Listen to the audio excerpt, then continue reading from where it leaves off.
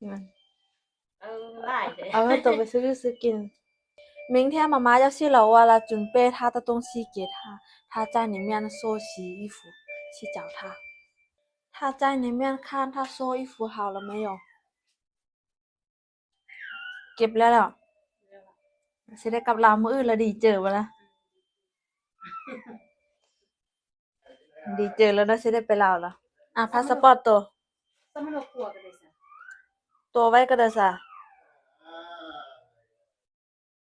เครื่องบ่เท่านี้สิเสียไป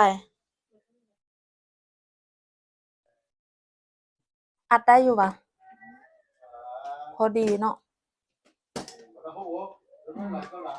กังหาวเสียไว้พี่อยู่มันไปมันมือจะเอาไปมันไล่เถเอาไว้ตัวไปซื้อกินไว้ซื้อเครื่องไปแอบบอกไล่เถเอาไว้ซื้อเครื่องไปแอบได้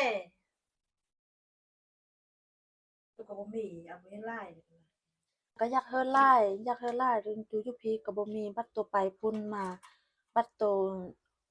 ลำบากมาตัวอยากเฮ็ดตัวซอยมาตัวค่อยเบิ่งไปเบิ่งเดียวไปทางหน้าหมดเอามือเอาคำได้อยู่ได้กินน้ำก็ดีเจอละถ้าเราลืมละ นับไปนับมาลืม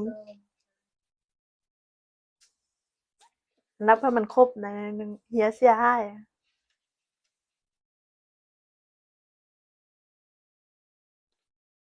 จุบอยู่เฮ็ดเป็นหัวแบบนั้นหน่อย